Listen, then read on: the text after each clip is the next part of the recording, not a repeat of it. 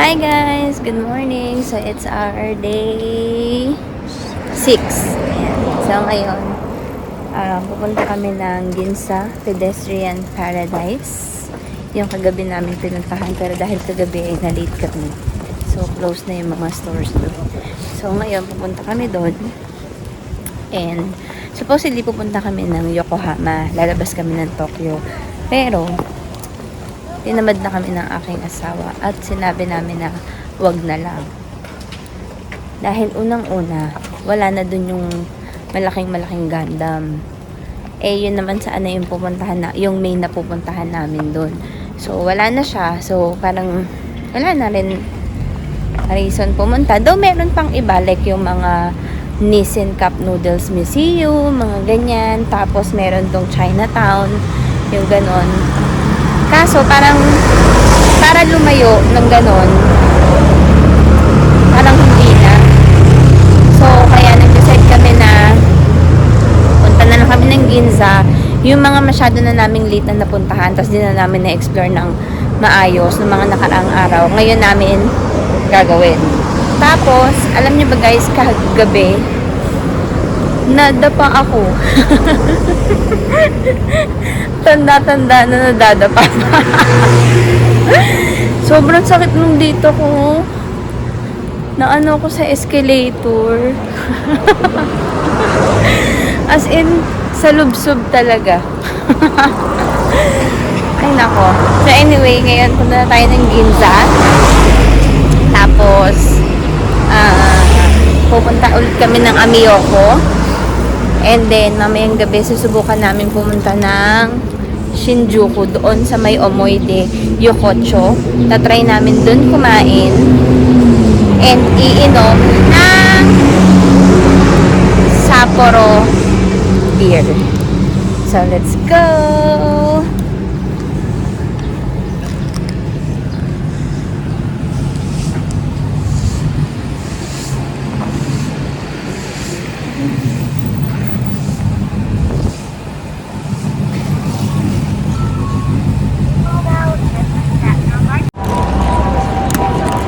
Hi guys! So ngayon nasa Ginza na kami at sobrang init ng araw. And ito ang Ginza Pedestrian Paradise.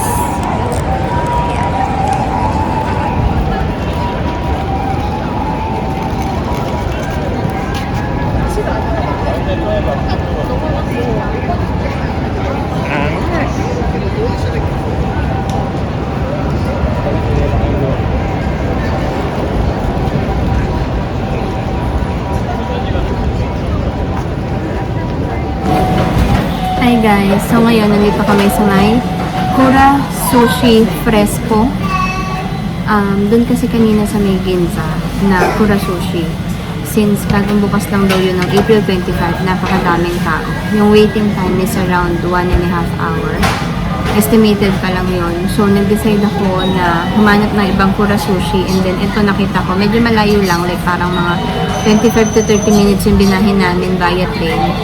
Pero, pagdating naman namin dito kanina, walang pila. As in, pagpasok namin, niregister ko lang kung ilang table, ay kung ilang person ang kakain. Tapos, lumabas na yung ticket, tapos kami na agad. So, may table na rin kami agad. So, dito mas mabilis, mas konti yung tao. So, yan. I'm very excited. Oh my gosh. Hindi ako kumakain ng sushi. Hindi ako fan ng mga ganitong raw foods. Pero, tatry natin kasi nga, sayang naman, di ba? So, try lang. Kung hindi patok sa panlasa, hindi. Pero ayan, let's go. Ito ang Kura Sushi.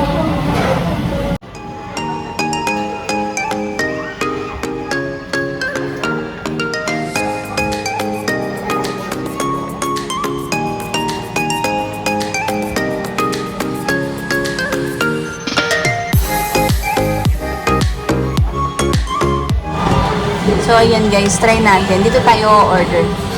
So, let's choose language, English.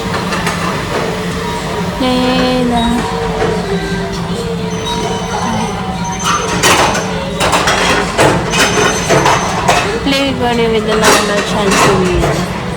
In the middle of the meal, guys, there is some chicken. Confirm. So, napindot ko ata. Okay. Yan. So,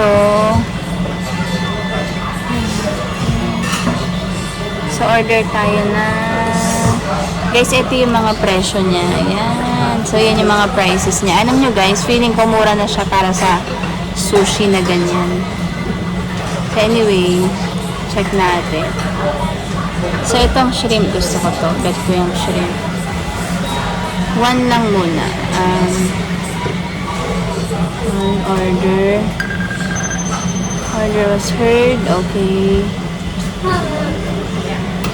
Tapos, next is, syempre, try natin tong salmon para ano, di ba? Para bongga na.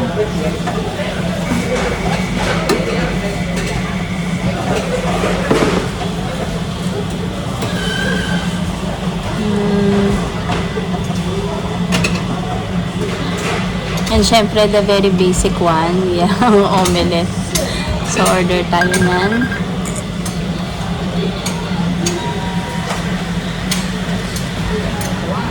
Tapos, maybe you want some ano? Order ka lang. Namaya ka ng order ng iba. Okay.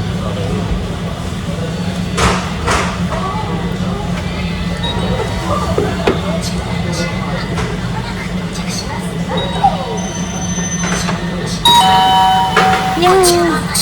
Ayan yung order natin. Dumating na siya.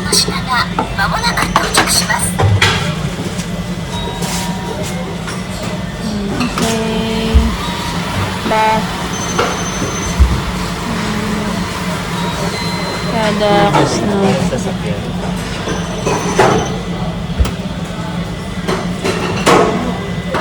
Hindi gusto mo ng mga gyudon, like mga kanin or something.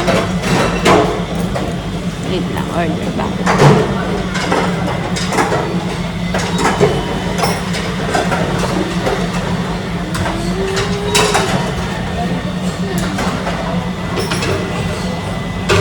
Sama?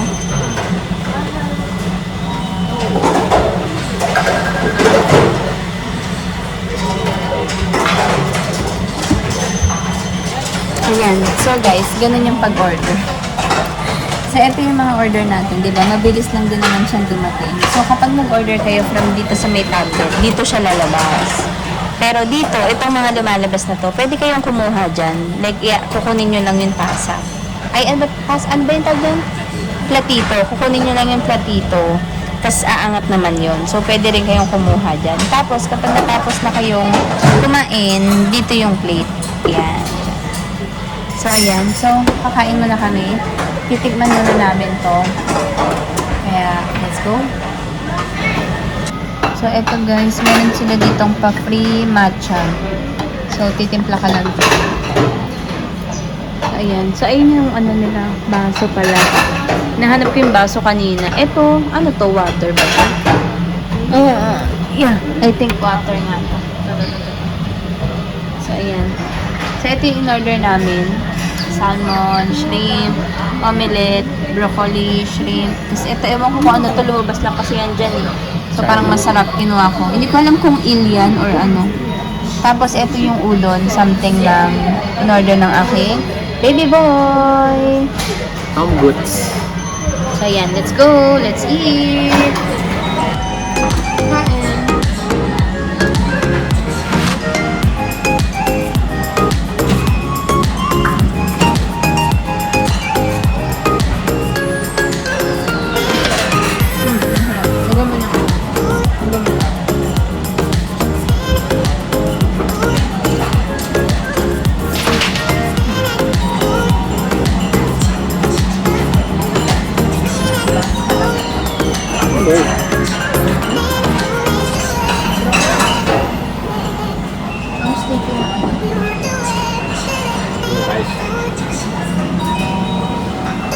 Sticky ng rice nila.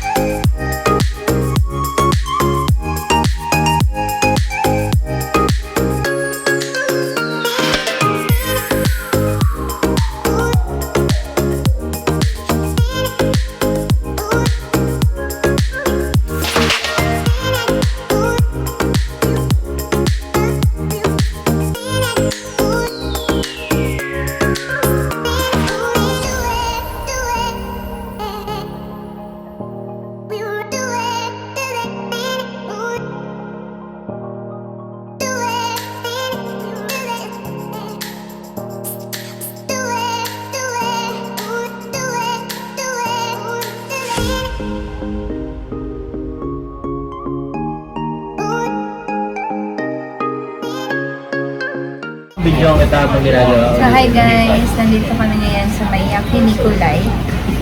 Dito na kami magdi-dinner sa aming last 2 nights. Meron na lang kami. Oh my gosh, amazing. Anyway, nandito kami sa Yaki Nikolai. And same na Kura Sushi, sa tablet ka pa rin ng order. So umorder lang kami ng mga set meals. Kasi masyadong mahal kapag ka yung mga naka-single order ka kasi per gram ang bilang or ang bayad dun sa mga meat nila. So, ang in-order lang namin is ganito. Itong top loin, kita ba? Top loin and skirt steak set. So, ayan. So, nasa 1,080 yen lang siya. So, around mga 400 pesos. Meron na siyang rice, may soup, meron na siyang side dish.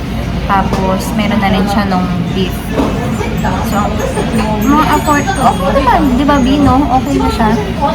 Hindi nga lang siya unlimited. Ay, hindi siya tulad sa atin na parang sa beef sardine. Hindi siya ganon. Pero, for the experience, pwede na din. Okay na. So, anyway, so ito siya. Tapos, nandito yung water. Nandito yung mga sauce lahat. Tapos, ito yung grill. Ayan, yung ka na magluluto. So, ayan. So, let's go. I-place na natin yung order natin. Ayan. So, place order. Your order was sent. Please wait a moment for checking this. Okay. So, yan. Yan. Kapag may mga single, yan, ganyan siya. Kapag mga single order. Yan, ganyan. Tapos may mga side menu. Ito yung mga seasonal menu set nila. Meron silang medyo mahal na, na set.